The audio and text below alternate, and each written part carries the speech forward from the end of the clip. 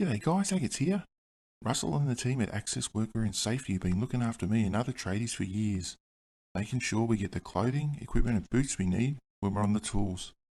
Now, in their typical style, they're taking customer service to the next level and talking to experts on our behalf about life beyond the tools.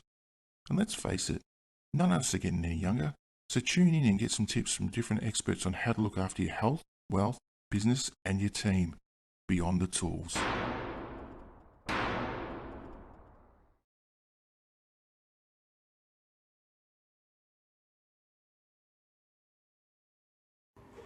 I'm at Absolute Physiotherapy in Prahran and I'm chatting with Dr David Munro. David is a senior physiotherapist here at the practice and he has a PhD in exercise physiology.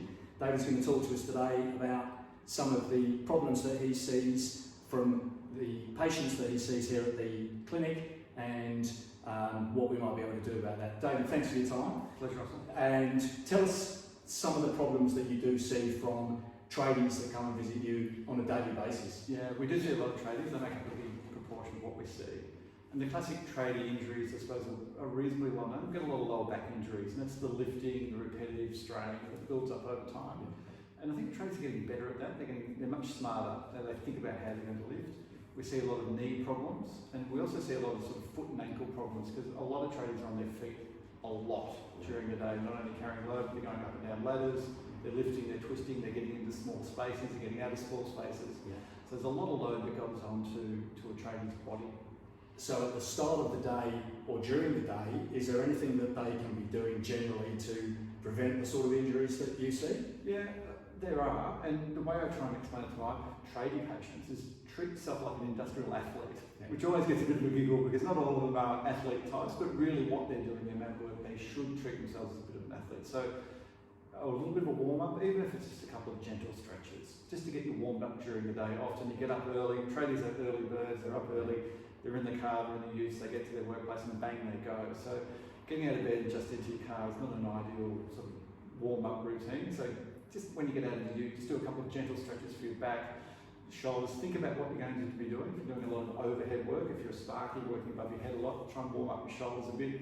If you're down on the ground a bit more, doing some tiling or that sort of work, carpet laying, warm up those muscles and joints that you're going to be using. So think about what's ahead for your day. Sure, yeah. You mentioned the word athlete. It's interesting. It's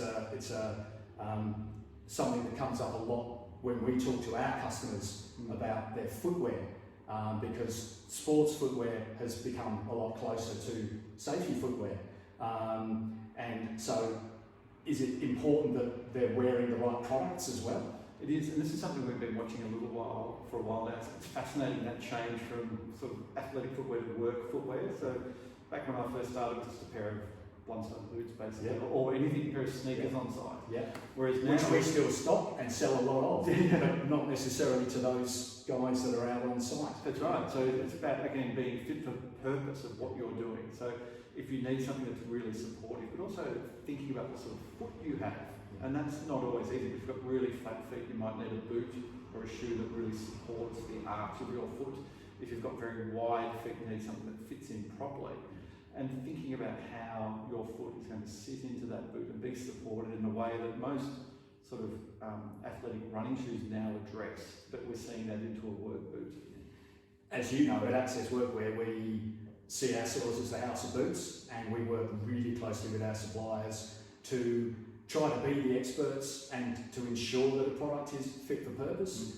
You were involved at the time, I think, when we ran a project for a distribution centre and we did GPS tracking for those guys, and we found that they were doing 13, 14, 15 kilometres a day wearing boots that were really designed to be out on a construction site. Yeah. So it was really interesting to run that exercise, swap them over to boots that are, as we keep saying, fit for purpose, and their lost time injuries are down and their productivity is up, and suddenly they're getting more productivity out of their site simply because they've got guys wearing the right footwear. Yeah, it's more productive, it's more comfort, so your body's healthier, it's happier.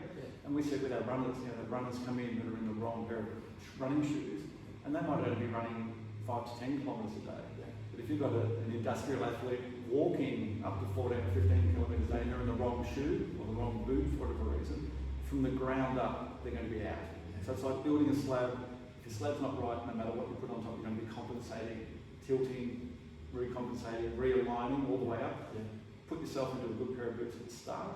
Everything from there on gets better. So your ankle pain starts disappearing, knee pain, hip pain, everything that relies upon a solid, appropriate base will have its chance to sit in its proper position. It's funny you mentioned runners, and I didn't ask you to, but I mean, you look nowadays at the sort of product that we're selling in our store, you know, Hard Yakka, King G, most of our brands are running products like this, lightweight, composite toes, so we're using carbon, not steel, to make sure it's lighter weight. Memory foam insoles, we talk in our business a lot about energy rebound, and that comes from the memory insole inside a product like this, or a product like this, which even then has a high-vis component to it as well. But even 10 years ago, if you looked at these, you would say, well, that's not a safety product. No. And the thing that strikes me about those, I can just grab one for a minute, Please. is just how light they are. Yeah. And that's the difference. So if you're lifting this, you know, over 14 kilometres every step, every 100 grams actually makes a difference because it adds up over time. So the lighter the shoe, but still giving you all that protection and that sort of support that sits in here, where your foot's going in. They're the sort of crucial factors for it. Phenomenal. And this is the boot that we actually put that site into, if you remember. Dual density PU, compressed moulded EVA, again that memory foam insole, but you know, for all intents and purposes, it looks like a basketball shoe. But the feedback that we had on that was fantastic. So, David, thank you so much for your input there. And this is going to be one of a series of Beyond the Tools, and we really thank David for his time. Pleasure.